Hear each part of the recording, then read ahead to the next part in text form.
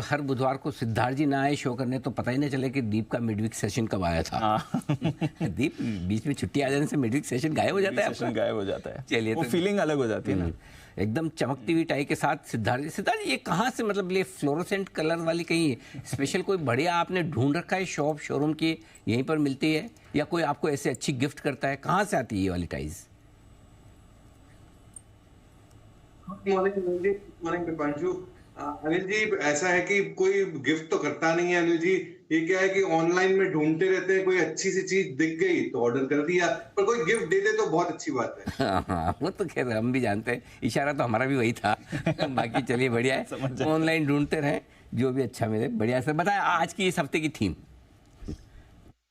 Anil ji, tie की तरह ही चमकदार थीम है आज की, और ये जो थीम है वो है राइजिंग सन। राइजिंग सन इसीलिए क्योंकि उगता सूरज जिसे हम कहते हैं वो है आज का थीम। ऐसे सेक्टर वो जो उगता सूरज की तरह दिखते हैं और जो आने वाले समय में स्ट्रॉन्ग ग्रोथ दे सकते हैं, उसके बारे में आज थीम है राइजिंग सन।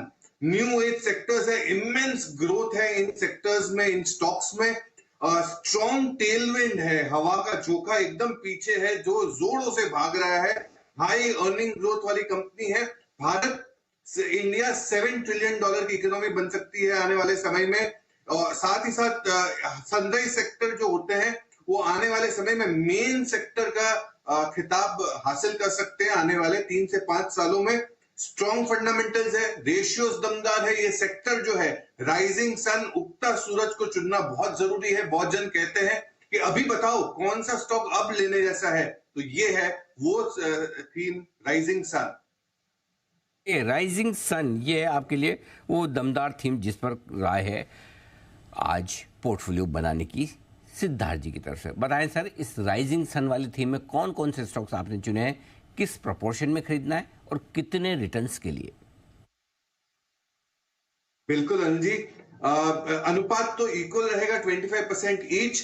मैं सेक्टर पहले बताऊंगा कौन सा सेक्टर है जो मुझे लगता है राइजिंग सन है, फिर उसका लीडिंग स्टॉक बताऊंगा। सबसे पहला सेक्टर होगा ईएमएस का, इलेक्ट्रॉनिक मैन्युफैक्चरिंग सर्विसेज का। केन्स टेक्नोलॉजी पे खरीदारी की राय है। 2400 रुपए का 2400 का टारगेट।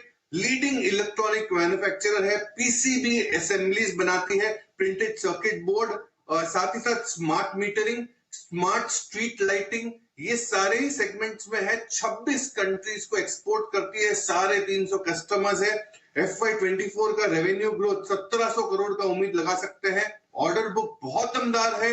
मुनाफा 60% सीएजीआर से ग्रो हो सकता है आने वाले समय में। कैपेसिटी एक्सपेंशन भी है। दूसरा सेक्टर राइजिंग सन का होगा मैपिंग और ड्रोन का सेक्टर। और मैपिंग की जब हम बात करते हैं, कंपनी आती है मैप माई इंडिया, जिसका नाम है सी इंफो सिस्टम। मैप माई इंडिया पे खरीदारी की राय, 2000 रुपए का टारगेट। डिजिटल मैपिंग की कंपनी, ऑटोमोबाइल मोबिलिटी, उबर ओला को भी यही कंपनी मैप्स देती है। मैप माई इंडिया डिजिटल बहुत जोरदार है, स्मार्ट सिटीज में बहुत बड़ा योगदान कर सकते हैं। स्ट्रॉन्ग ऑर्डर बुक है, ऑर्डर्स है इनके पास 920 करोड़ के। 40% आय में सीएजीआर ग्रोथ की उम्मीद लगा सकते हैं। बीएफएसआई सेक्टर और फाइनेंशियल टेक्नोलॉजी जिसे हम फिनटेक कहते हैं, इसमें बहुत अच्छा योगदान है मैप माई इंडिया का। डिफेंस में भी ना भूले, ये बहुत बड़ा योगदान कर सकती है।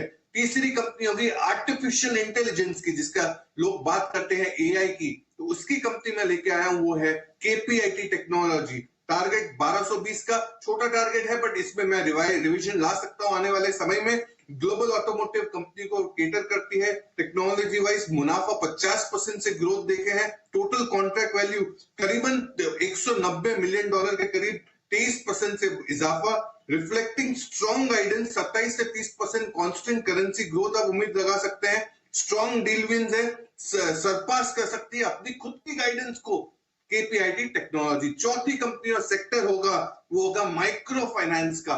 माइक्रो फाइनेंस बहुत छोटा सा सेक्टर है जो बहुत बड़ा बन सकता है, और उसमें से कंपनी चुन के लाया हूं फ्यूजन माइक्रो फाइनेंस। टारगेट रखना है 684 का। स्ट्रॉन्ग माइक्रो फाइनेंस एमएसएमई की सेक्टर है।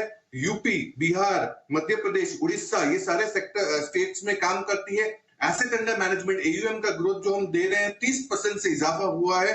डिसबर्समेंट 15% से ग्रो हो रहे हैं, मुनाफा 60% से growth, fastest growing loan portfolio है इनका, सीएजीआर 37% से।